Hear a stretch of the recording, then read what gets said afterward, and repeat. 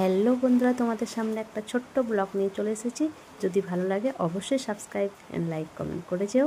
দেখো কত সুন্দর, বিশ্বকর্মা পুজোর দিনে বেরিয়ে পড়েছিলাম ঠাকুর দেখতে। তো সাঁতরাগাছি রেমন গেটের কারখানা, এটা বিশাল বড় কারখানা। এখানে মালটেন তৈরি হয়। দেখো কত সরঞ্জাম এখানে। এরকম মালটেন তৈরি হচ্ছে, মানে এগুলো রেডি হচ্ছে আর কি। এখানে মানে সব মালটেনগুলো রেডি হয়ে যায়।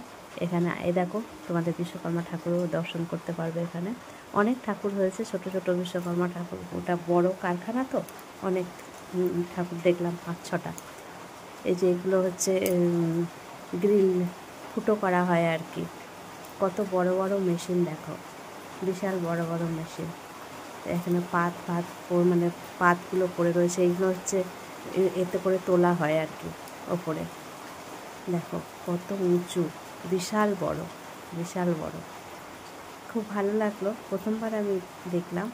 এখানে এসেছি 5 বছর হয়ে গেল, কিন্তু আমার দেখার ভাগ্য হয়নি ঘুরে ঘাড়ে। তো এই বছর প্রথমবার ভেতরে ঢুকে দেখলাম, খুবই ভালো লাগলো। আজকে তো কাজ বন্ধ, এখন বিশ্বকর্মা পুজোর জন্য সব কাজ বন্ধ, কারখানাতে পুজো চলছে।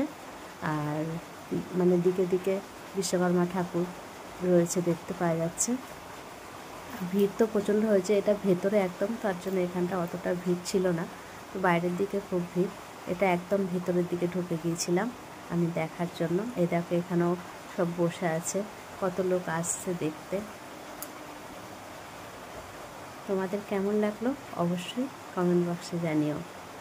আর আমার পাশে থাকার জন্য, সাথে থাকার জন্য অনেক অনেক ধন্যবাদ। দেখো এখানেও আর এক বিশ্বকর্মা ঠাকুরের মূর্তি, সুন্দর সুন্দর ডিজাইনে সুন্দর সুন্দর প্যান্ডেল করে করেছে, খুবই ভালো লাগছে। তাই না বন্ধুরা? কেমন লাগলো বলো। টাটা, ভালো থেকো সকলে।